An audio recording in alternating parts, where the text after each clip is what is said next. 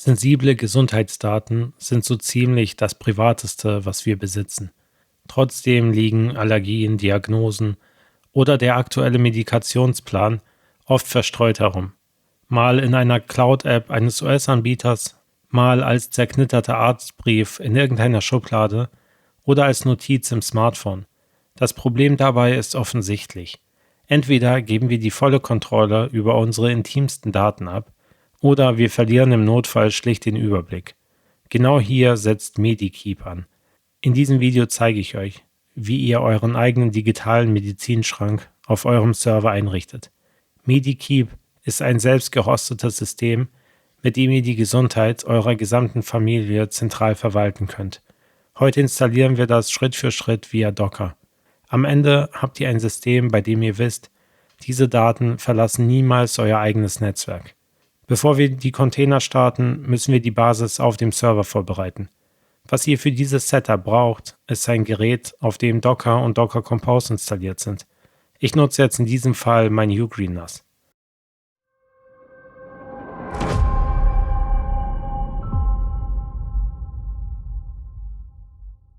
Und ich melde mich auf meinem Ugreen NAS an. Wie man das einrichtet, zeige ich in einem meiner anderen Videos. Ihr könnt aber auch natürlich jedes andere Gerät nehmen, auf dem Docker und Docker Compose installiert sind. Ich öffne hier einmal die Dateien und gehe in den freigegebenen Ordner Docker. Und in diesem Ordner erstelle ich jetzt einen weiteren Unterordner und den nenne ich Medikeep. Als nächstes öffne ich hier das Docker-Programm, gehe auf Projekt und ich möchte ein neues Projekt erstellen.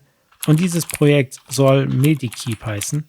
Und als Speicherpfad wähle ich mir hier den Ordner Medikeep aus, den ich gerade erstellt habe. Jetzt brauche ich die YAML-Konfiguration und dazu besuche ich das Repository AffairGiant Medikeep. Und hier sehe ich den Quellcode dieser App. Und im Quellcode sehe ich auch den Ordner Docker. Und im Ordner Docker sehe ich die docker-compose.yaml. Die öffne ich. Ich kopiere mir hier den Inhalt und füge ihn hier bei mir ein. Und Medikeep besteht aus zwei Services. Einmal habe ich hier Postgres als Datenbank und dann habe ich die Medikeep App und das ist einfach die App. Jetzt gucke ich mir das Ganze genauer an. Hier bei Postgres wird das Image Postgres 15.8 benutzt. Das möchte ich jetzt in diesem Fall auch nicht updaten, wie ich das sonst immer mache. Bei Environment habe ich ein Postgres-Passwort. Das wird hier aus der .env-Datei gelesen.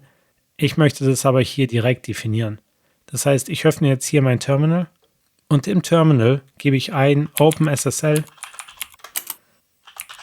rand -hex und dann zum Beispiel 32 und dann kriege ich eine zufällige Zeichenfolge. Die kopiere ich mir und füge sie hier bei Passwort ein, indem ich hinschreibe Doppelpunkt minus und dann das Passwort. Und dieses Postgres-Passwort muss ich auch hier unten bei der Medikeep-App festlegen. Also hier habe ich db-Passwort, mache ich Doppelpunkt minus und dann das Passwort, was ich mir gerade generiert habe. Dann sehe ich hier bei Postgres, dass hier zwei Volumes benutzt werden. Einmal den Postgres-data-prod. Das möchte ich aber als Bindmount festlegen. Was ich als erstes machen muss, ist hier den Ordner zu erstellen. Ich nenne ihn jetzt db und packe ihn natürlich in den Ordner Medikeep. Also hier im Ordner Medikeep habe ich den Ordner db und das hier ist der komplette Pfad des Ordners. Das kopiere ich mir raus und füge das Ganze hier an diese Stelle ein. Als nächstes wird hier eine Postgres init.sql eingebunden. Da muss ich mal gucken, wo sie ist. Hier sehe ich keine init.sql. Das heißt, ich kann hier danach suchen. Und ich suche nach init.sql. Und ich sehe hier keine init.sql. Das heißt also, ich weiß nicht, wo ich sie herbekommen soll. Ich kommentiere diese Zeile einfach mal aus. Die möchte ich nicht nutzen. Dann wird hier der Port 5432 freigegeben, aber die Datenbank muss gar nicht von außen erreichbar sein, Deshalb weiß ich nicht, wieso der Port freigegeben wird. Ich nehme diese 2 Zeilen und lösche sie einfach. Den Health Check lasse ich, aber als Start Period nehme ich hier 10 Sekunden statt 30, weil ich keine Lust habe, 30 Sekunden zu warten. Und ich sehe, das Ganze befindet sich hier im Netzwerk Medikeep Network und das hier ist ein Bridge-Netzwerk. Deshalb weiß ich noch weniger, warum man den Port 5432 freigegeben hat. So, jetzt komme ich zur Medikeep App. Hier sehe ich das Image und hier wird das GitHub Container Registry benutzt und zwar mit dem Tag Latest. Ich mag den Tag Latest nicht so gerne, weil man hier nicht genau weiß, was man bekommt und man beim Updaten aufpassen muss. Ich gehe nochmal hier in das Repository und ich sehe hier unter den Packages die Packages, die mir zur Verfügung stehen. Und hier sehe ich Medikeep als Image und ich sehe hier die Tags, die es dafür gibt. Und das Komische ist, Latest hat keinen korrespondierenden Tag. Das heißt, Latest ist was anderes als alle anderen Tags, die es gibt. Ich möchte jetzt in diesem Fall gerne die Version 0.54.0 benutzen. Das heißt, ich kopiere mir hier diesen Teil und füge ihn statt Latest hier ein. Was mich aber echt interessieren würde, ist, was der Unterschied ist zwischen Latest und 0.54.0. Weil, wenn ich hier mir die Releases angucke, dann sehe ich 0.54.0 ist die letzte Version. Also danach ist nichts mehr erschienen. Falls ihr übrigens benachrichtigt werden wollt, falls es hier einen neuen Release gibt, könnt ihr euch einen Account bei GitHub erstellen. Unter Notifications könnt ihr euch auswählen, dass ihr bei neuen Releases benachrichtigt werden wollt. Als nächstes sehe ich hier ein Secret Key. Also öffne ich nochmal mein Terminal und führe den Befehl nochmal aus. Und jetzt habe ich hier eine neue Zeichenkette. Die kopiere ich mir und füge sie hier beim Secret Key ein. Die Zeitzone ändere ich auf Europe/Berlin, weil ich mich in Deutschland befinde. Hier könnte ich SSL enablen oder Single Sign-On. Das lasse ich jetzt aber sein, weil sich das Ganze lokal in meinem Netzwerk befindet. Hier habe ich auch noch eine Personal User ID und eine Personal Group ID. Die kommentiere ich mal wieder rein. Und hier lege ich das Ganze auch fest. In meinem Fall ist es 1010. Falls ihr einen anderen Server nutzt, könnt ihr einfach ID im Terminal eingeben und dann erfahrt ihr diese Zahlen für euch. Dann habe ich hier 3 Ordner, und zwar den Ordner Uploads, Logs und Backups. Ich möchte hier Bindmounts benutzen, also erstelle ich den Ordner Uploads, Logs und Backup. Und jetzt gucke ich mir hier den Pfad an und füge das Ganze hier ein. Und zwar auch noch mit einem S. Dann mache ich das gleiche auch hier. Nur mit Uploads. Und hier mit Logs. Und ich glaube, das war es auch schon. Also ich sehe jetzt nichts, was ich noch ändern müsste. Außer hier natürlich die Volumes, die Definition lösche ich alle, weil ich die nicht benutze. Und jetzt drücke ich einmal auf Bereitstellen und ich sehe hier einen Konfigurationsfehler. Und mein Fehler ist hier die Zeile 80 und hier geht es um den Ordner Logs. Und den habe ich nicht erstellt, weil ich habe ihn Log genannt. Das heißt, ich benenne ihn jetzt hier um in Logs und drücke noch einmal auf Bereitstellen, damit das Projekt hier auch wirklich startet. Jetzt wurden die Container erstellt. Ich kann nicht OK drücken. Ich weiß nicht genau, warum nicht. Ich drücke einmal auf das X und hier wird das Ganze bereitgestellt. Je häufiger ich die Docker-App hier bei Ugreen benutze, umso instabiler kommt sie mir tatsächlich vor. Ich empfehle jetzt so langsam tatsächlich Portainer oder eine ähnliche App zu installieren, statt das Eingebaute hier zu benutzen. Jetzt sehe ich hier, die Medikeep Database ist in Betrieb, was mich ein bisschen wundert. Also ich sehe hier im Protokoll die Zeile Database System is ready to accept connections. Und normalerweise war es bisher immer so, dass der Datenbankordner die falschen Berechtigungen hatte. Falls das bei euch der Fall ist, müsst ihr das Projekt einmal stoppen, den DB-Ordner löschen und dann das Projekt einfach neu starten. Dann wird der DB-Ordner neu angelegt mit den richtigen Berechtigungen. Bei mir scheint es aber alles im Betrieb zu sein. Ich gehe zur Medikeep-App. Das funktioniert nicht, also drücke ich hier einfach Protokoll und ich sehe bei der Medikeep-App hier den Fehler, dass die Personal Group ID 10 bereits vergeben ist und es funktioniert nicht. Das heißt also, ich beende nochmal das Projekt, gehe in die Compose-Konfiguration und jetzt ändere ich einfach die Gruppen-ID auf irgendwas anderes. Zum Beispiel auf die Gruppe 1000. Und ich drücke jetzt wieder Starten. Das ist hier ein bisschen traurig, dass das nicht klappt. Ich gehe wieder zu den Containern. Die Datenbank ist anscheinend gestartet und jetzt wurde das Projekt erfolgreich aktiviert und es wird wieder neu gestartet und ist wieder in Betrieb und wird wieder neu gestartet. Ich gucke mir nochmal das Protokoll an. Hier steht wieder Personal Group ID 10 is already in use. Das heißt, das Teil hier wurde anscheinend nicht richtig gespeichert. Aber ich habe hier die 1000. Ich drücke nochmal auf Neu bereitstellen und drücke auf Bereitstellen. Jetzt wird der Container neu gestartet. Ich drücke auf OK. Und jetzt sehe ich hier die App und diesmal scheint im Protokoll alles okay zu sein. Das heißt, jetzt kann ich mir hier die CPU-Auslastung und die RAM-Auslastung angucken, auch für das komplette Projekt. Also das Projekt verbraucht weder viel RAM noch viel CPU. Und wenn beides in Betrieb ist und ich bei der App jetzt hier die Zeile sehe, UVCon, Running on HTTP und so weiter, dann sollte es mir möglich sein, das Ganze auch zu erreichen. Das heißt, ich gehe zu der IP-Adresse meines NAS und wähle den Port 8005 aus. Und hier sehe ich das Login-Feld und irgendwas stimmt mit dem Theme nicht. Das heißt, hier habe ich eigentlich Username und hier Passwort, aber ich kann beides nicht richtig lesen. Das Standard-Username ist Admin und das Standard-Passwort ist Admin123. Und jetzt drücke ich mal auf Login und das war es auch schon. Und ich bin hier angemeldet in Medikeep und Medikeep läuft jetzt auf meinem Server. Was ich als erstes mache, ist einmal zum Profile zu gehen und hier zu den Settings.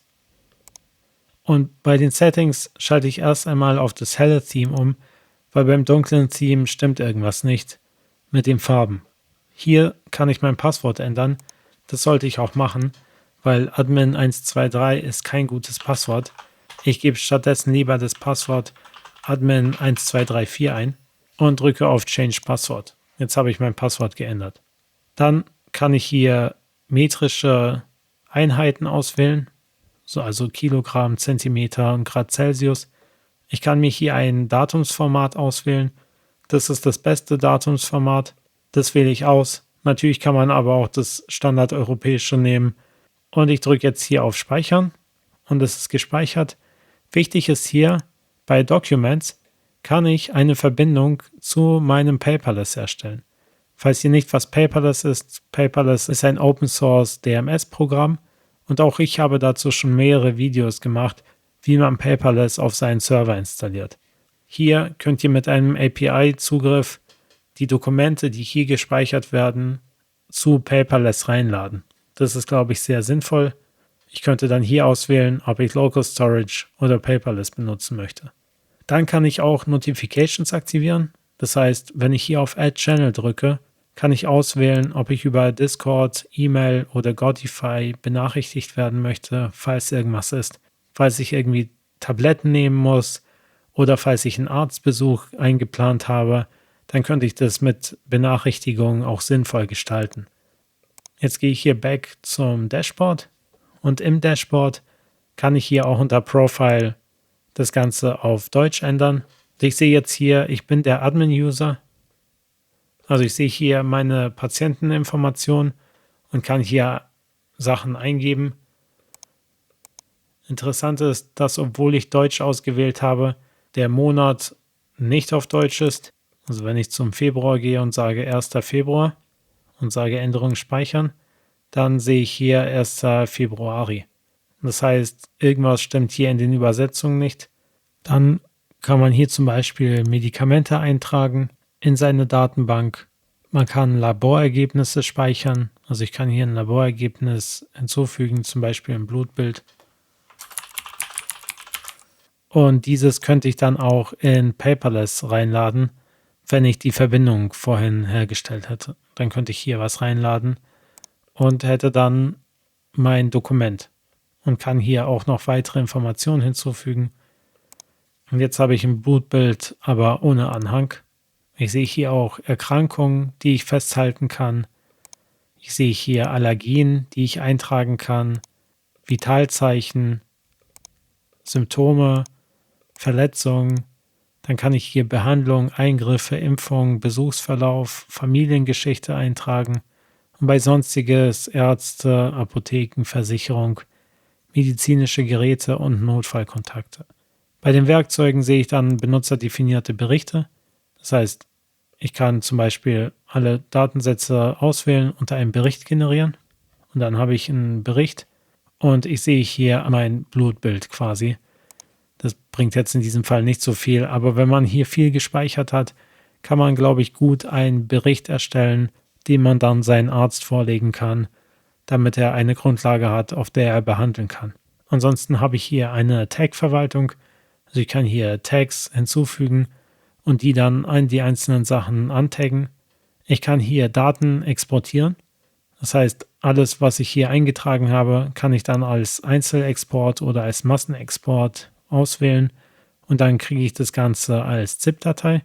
Also zum Beispiel möchte ich jetzt meine Laborergebnisse und dann, wenn ich das Ganze exportiert habe, dann sehe ich hier, ich als Patient bin eingetragen und dann sehe ich hier mein Lab Result und hier als erstes habe ich das Blutbild, was ich angelegt habe.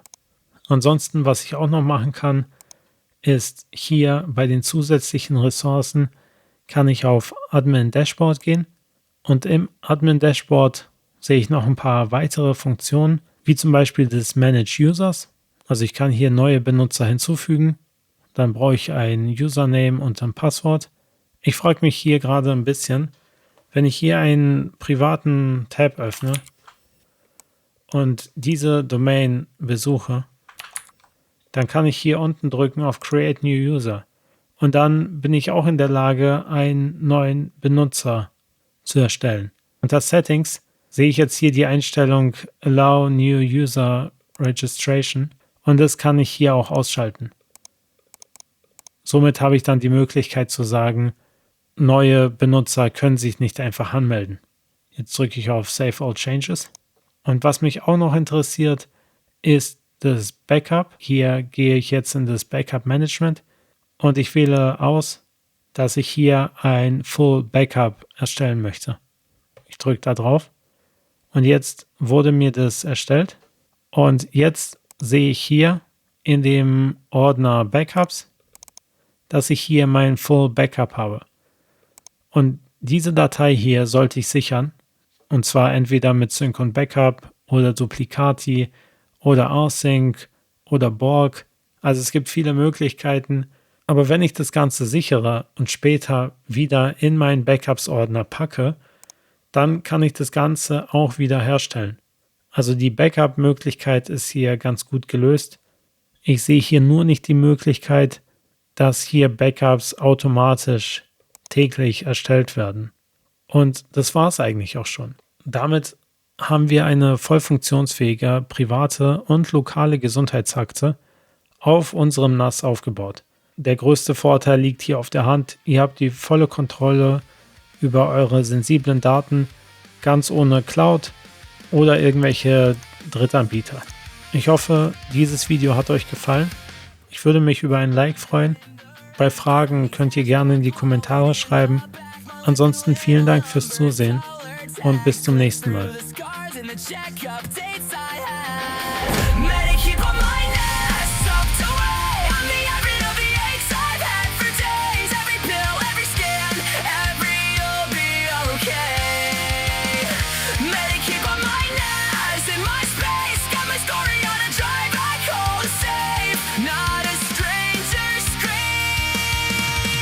with my